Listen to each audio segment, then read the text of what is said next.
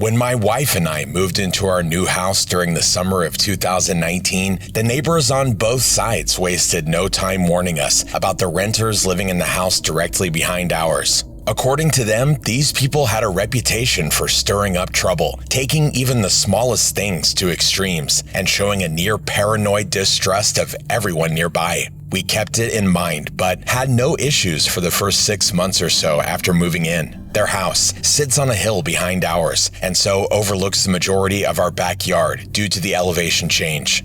Well, one morning technically, at about 3 a.m., we wake up to ring notifications from our phones showing video from our front doorbell. There's a man standing barefoot in a sleeveless shirt on our porch, pounding on our front door. We give it 2 to 3 minutes just watching him on the app, thinking maybe he's drunk and has the wrong house, essentially giving him the benefit of the doubt. But then we start to hear him say, "Come out, you f***ing pussy, I'm gonna f*** you up," etc. And he leaves the porch and starts to head around the side of the house towards our backyard. Considering we had no idea who this was, my wife now immediately calls the police as I move out of our bedroom towards the external doors to look, listen for any attempt of home invasion. At this point, our neighbors directly behind us throw a huge spotlight into our backyard from theirs. We're thinking, okay, cool, they know something is up and they're trying to help us out by shedding light on our backyard. The cops arrive several long minutes later and knock. We explain the situation, and they head out back to look around and get the scoop from the neighbors with the spotlight. It turns out that the spotlight neighbor was the one on our porch. He had jumped our fence into our backyard and up into his yard and then threw the light on. He told the police that several nights prior, I had let my puppy out into my own backyard in the middle of the night, and because I was in my boxers, that I was trying to expose myself to his family because they could look down on our entire yard from where theirs sits. He then followed this up to the police with evidence, which consisted of videos he had taken through our windows of my wife and I inside our own home doing totally normal things like chores, watching TV, etc. Nothing inappropriate or scandalous. Not that it would have mattered anyway. We were in our own home. Because of the elevation difference, if they went out of their way, they could technically slightly see through our closed blinds due to the angle. So they had been filming us for no reason at all and expected the police to see this as reasonable. The cops came back in and my wife was devastated. A huge breach of our privacy, of course, and totally unfounded accusations as we had never done anything to anger these people. We hadn't even met them. The police told us, just don't worry about it. If he tries something again, just give us a call, which wasn't the most comforting at the time. They moved out a few months later without any additional issues. My wife and I celebrated like it was a holiday when we saw the moving van in their driveway. I was on my way home from work when I spotted him, a man in bloody pajamas, stumbling down the road like he was lost in some kind of daze. The moment my car came into view, his head snapped up and he started sprinting after me, wild and frenzied, like a rabid animal. Luckily, I was too quick and the distance between us grew until I finally left him behind. The news was full of weird stories lately, more missing persons, increased homicides. I live in a small town in Georgia, so this was unusual. People I talked to on a regular basis were suddenly gone, but I figured they were taking sick days or maybe on vacation. I don't know. People around here don't really go on vacation. They take time off and you see them downtown at one of the 2 bars we have in this town. It was when I saw this guy in the pajamas that I realized that zombies were actual real things. I knew in the pit of my stomach that something big and dangerous was happening. I called my girlfriend and told her what had happened and insisted she come to my place for a while until this thing blows over. You might be thinking, lives in a small southern town, must be a country boy good with guns and surviving in the wilderness. Well, you would be wrong. I grew up in the Atlanta suburbs and eventually became a truck driver. My mom ended up marrying this guy after my dad died and she moved down here. The guy died and left her his house, and she died and gave it to me, so I came down here to look after it. I'm posting this here to, I guess, share my actual feelings on what's happening throughout the country right now. I can't talk to my girlfriend. She needs me to be strong and resolute. But I need to tell somebody that I'm scared and that I don't think this situation is going to end well for any of us. I'm keeping track of events in Europe and South America. They're experiencing similar upticks in disappearances and violence that we are in the United States. For a couple of months, there's been this wave of increased missing persons reports. Then came the random homicides, some of which were recorded and posted on social media. They're all the same. You see a few disheveled people walking along in the distance. Their clothes are blood-stained, and they look like they're in some kind of trance. Then, they attack some birthday party or drunk partygoers or just random people going about their business. Some people are saying their corpses returning to life, but that's impossible. I think there's some kind of virus going around making people crazy. I've been drinking bottled water and wearing a mask for a couple of weeks. People around here give me condescending looks, but I've always been a cautious person. This is just day one, and I feel like there's something building that will explode soon. I'm keeping this record so that people will know what happened to me. I have to go now. My girlfriend just pulled up. For what feels like an eternity, I've been convinced I'm the only soul in that place. But I'm not alone. Every Friday, as the clock strikes midnight, I'm pulled into a world that mirrors our own, silent, lifeless, and empty of people. For 24 hours, I exist there until midnight on Saturday drags me back to the noise and chaos of reality. Back to a world where shadows don't breathe and watch. This other place is a barren, deserted version of our world, a liminal space. It bears most man-made and natural elements of present-day Earth, but not a single other person, not a single animal, not even an insect. For a long time, the Friday world's only other signs of life seem to be swaying trees and plants. Then again, even nature itself has always felt disingenuous in that place. It feels as if the motion of the greenery has been fabricated by something with horrid, unknown intent. Every particle of that malfunctioning universe's matter whirs in discordance with the next. It's a powder keg, an illusion threatening to fold into itself at any moment. Above all else, it's a lie. Every last bit of it. I didn't choose any of this. The nightmare began at midnight on Friday the 8th, December 2023. A shooting star of blinding blue tore through the black sky above the M5, just outside of Birmingham. When it happened, I was cruising down the motorway on near autopilot, surrounded by dozens of other late-night drivers matching my pace. It's always felt like a tarmac treadmill to me, just an ocean of commuters rolling endlessly onwards. Our exhausted eyes yanked ever open by the glowing digital billboards on either side of the elevated highway. In such a sleep-deprived state, it's hard to trust eyes, thoughts, and reflexes. So it's no wonder then that I was startled by the emergence of the sudden light in the sky. It's also no wonder that the shock sent me veering towards the Armco barrier. Several inches of steel which, while solid and sturdy, most likely wouldn't have prevented my car from plummeting off the edge of the raised road and meeting a terrible end below. I sometimes daydream about that, being spared of all this horror. Anyhow, the dazzling anomaly filled the sky with incredible blue, stealing my vision for only a second, and then it passed with a blistering trail of blue in its wake. Once my eyesight returned, I managed to reassert control over the steering wheel, and I stopped short of colliding with the steel barrier at the edge of the first lane. However, I still chose to slam the brake when I noticed something else, something even more terrifying than my near-death experience. The motorway was empty. Every other driver from my immediate vicinity had vanished. There were no cars, there were no sounds, except for the chugging of my vehicle's running engine. I spent the first few minutes hyperventilating as I tried to get phone service, tried to ring someone. Anyone, no signal. After summoning the courage, I threw my door open and placed a tentative foot onto the tarmac below.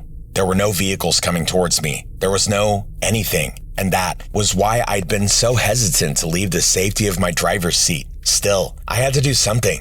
I wandered over to the second lane and spun in a full circle, eyeing the still shining lights of Birmingham, an eerily silent city. There was no movement in any direction, not even a distant vehicle driving along a distant road. And there was still, other than my car's running engine, no sound. I started to yell for help. I yelled until my vocal cords snapped and tears poured from my eyes.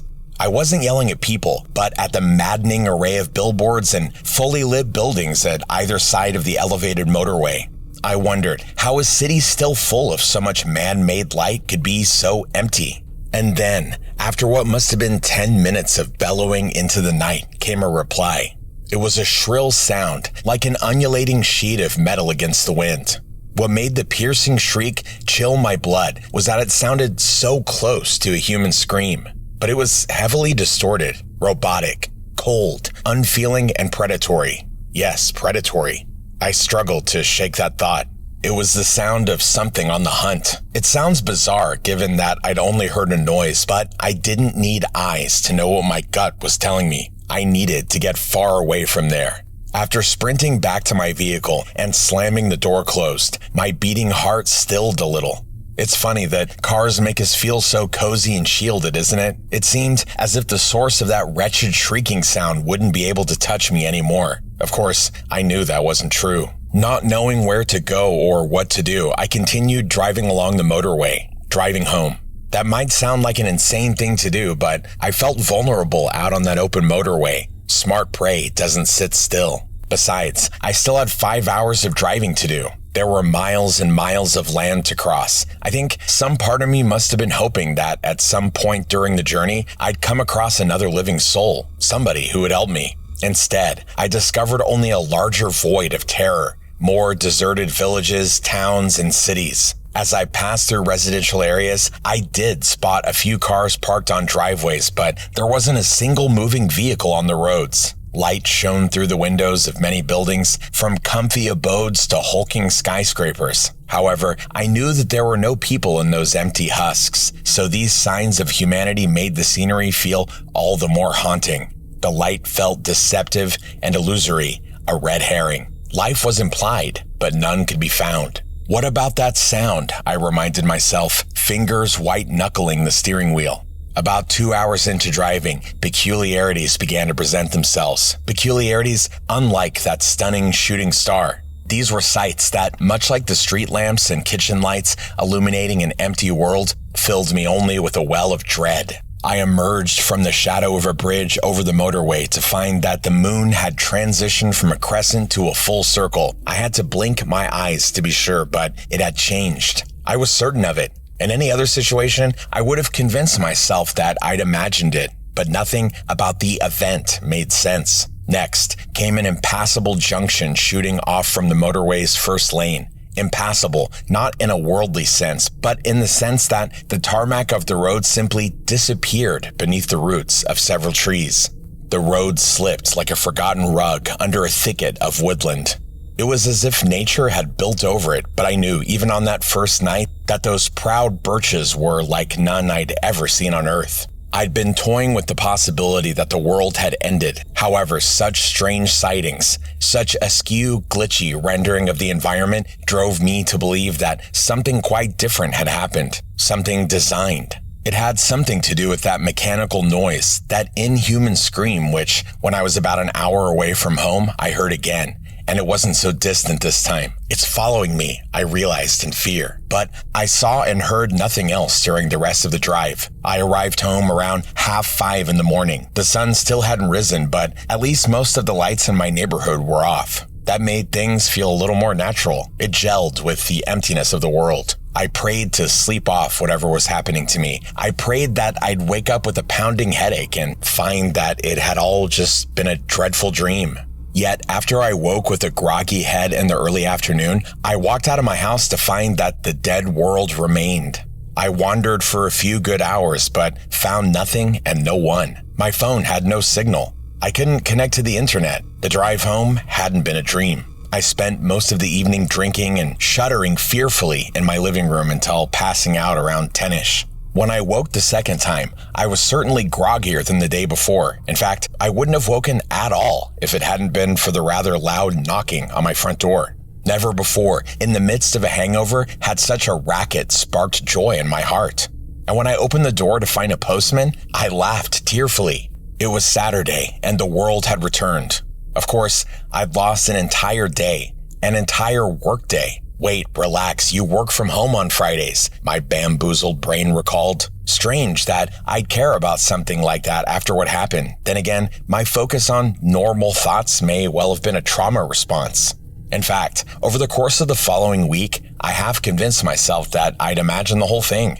I considered that I may have actually arrived home on Thursday evening, started glugging brandy, and then endured a day-long fever dream of terrifying proportions on Friday. That prevailing idea started to settle the twist in my gut, and I almost certainly would have believed it for the rest of my life. But then, next Friday came. I woke at 7, got ready, clambered into my car, and empty roads. I noticed them once I'd driven out of my street, but I made it halfway to the office before fully accepting what my eyes were telling me. It happened again, and I was stone cold sober. There was no denying it. I drove back and hid in my house. This time, I didn't drink. Didn't really do much of anything, but experienced some sort of low-level panic attack for the rest of the day. Then, at midnight on Saturday, a burst of sound, car tires, and chattering pedestrians erupted from the world beyond my window. It tore me from my fetal position on the carpet of the living room. Life had returned. Even the walls of my lounge seemed to regain definition, as if they'd been pale imitations for the past 24 hours. The world was filled with overwhelming color and noise once more. I was supposed to meet up with some friends for a drink. I had plenty of missed calls and messages from Friday, which made me realize that you weren't vanishing from my world. I was vanishing from yours. It kept happening, week after week, month after month. Each Friday started to feel longer. Started to feel more like 26 hours, then 30. Of course, I was losing my grip on not only time, but my sanity. I'd lost trust in my perception of reality. My head, my whole body started to ache as time went by. Existing in that alternate world of emptiness seemed to be taking its toll on me. Then several months ago, once my routine, sitting and reading a book in the bedroom for most of each Friday, was down to a fine art, there came a disruption in my predictable schedule, a disruption that stirred me from my evening nap. It was a sound that I hadn't heard since the very first Friday, that metallic, half-human cry. It was horribly familiar, though I'd only heard it once before. It's not possible to forget a sound like that, one so painful, so bent out of shape, so relentlessly grating. It startled me right out of my reading chair and onto my feet. On less than eager legs, I ran to the bedroom window, then used unsteady fingers to poke a peephole through my closed curtains. There was nothing outside. I drew the curtains farther apart to be sure and still found nothing. I breathed a sigh of relief, but I knew what I'd heard. It hadn't been my imagination. Words don't do the sound justice. That part mechanical, part man sound. And then, as my fingers gripped the drapes to pull them shut, I screamed. A shape poked up from beyond the bottom of the window. Something was on my front lawn. I found myself staring at the receding hairline of a man's head, a head nearly as wide as the window itself. And as he rose to his feet, horribly slowly, the man revealed himself to be a 40 feet tall giant with stretched proportions as if he'd been elasticated on a medieval rack. The nude creature bore ghostly white dehydrated skin, covered in stretch marks that seemed to be tearing, and bloodshot eyes that sat at marginally different heights on his elongated face. The figure looked, to my eyes, as if he had once been human. Once he had stood to a full height, revealing the lower section of his abdomen, the man slammed two slender hands against the window pane, misshapen hands, so large that they covered the entirety of the glass. The fright of the motion and sound sent me tumbling, mouth agape and wailing in horror, onto the bed. The pale palm of that abomination kept smacking in a clear attempt to break the window. I scrambled to my feet, then sprinted into the upstairs hallway moments before the glass pane shattered. And when I spun on the upstairs landing, I saw that the tall man had squatted down again, and it was squeezing through the shattered window pane, painfully, given his deformed, tinny screams. The giant was crawling into the second floor of my home.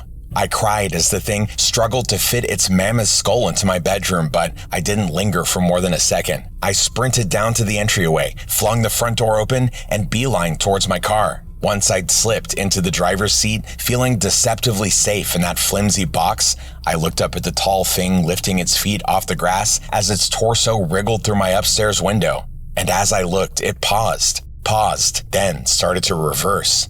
The thing had clearly realized where I'd gone. As I reversed off the driveway, tires burning against the gravel, I felt more than a churn in my gut. I felt the migraine that had been worsening over the last couple of months. As I drove down the street, I noticed that the spot behind my eyes throbbed more painfully than ever before, but I decided that the migraine had been compounded, perhaps, by my fear of the tall man. The tall man who was climbing back out of my bedroom window. It was spreading through my body, this ache, this unimaginable ache, such a distracting agony that I only noticed the thumps of titanic footsteps a second before something scratched against the bumper of my car. I looked in my rearview mirror to see that the gaunt, unclothed giant had fallen flat on its long, disproportioned stomach in an attempt to clutch at my vehicle. With a primal screech, I stepped more firmly on the accelerator, and then I left my town behind. Left that thing behind. I drove until I ran out of petrol. I made it to Carlisle, as a matter of fact, and I hid in an empty Travelodge's reception area. From my quivering spot on one of the sofas, I listened to the far-off shrieks of something large and unrelenting, shrieks that, as the hours ticked by, became not so far off. Around 11, that metallic roar was followed by the sound of metallic crumpling and an almighty thud, then a car alarm of some obstacle that had been in the creature's way. My wet eyes enlarged at the blinking white lights which painted the awning outside the hotel's entrance. He was close. Throughout that final hour, I counted the minutes, counted the seconds, and then it came. Not the sight of that beast smashing through the hotel's glass doors, but a rush of sound and motion. A blur swept through the lobby, distorting all colors for a moment. Then I found myself in a room no longer empty. Midnight had arrived, along with a hotel receptionist behind the front desk. He was frowning at me, unsurprisingly given that I had spontaneously appeared out of thin air. "Where did you?" the late night worker began before rubbing his eyes. Never mind. "Do you need a room, sir?"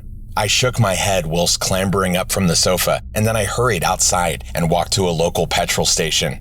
As I walked through the leery streets of Carlisle at midnight, I thought about my situation. Eventually, my eyes stopped resisting the urge, and I timidly looked at my aching body below. I nearly choked on my own breath. There was no explaining it. My legs, my arms, all of my extremities, in fact. They all looked 3 or 4 inches longer than the day before. And I'd known that since the stroke of midnight. I'd already felt the change in my body. I just hadn't accepted it for the first half an hour or so, as adrenaline had been jumbling my thoughts. Adrenaline from the horror of being stalked by that thing. Now, of course, there are greater horrors swirling in my mind. Horrifying questions. Was that giant once a man like me? Am I fated to become him?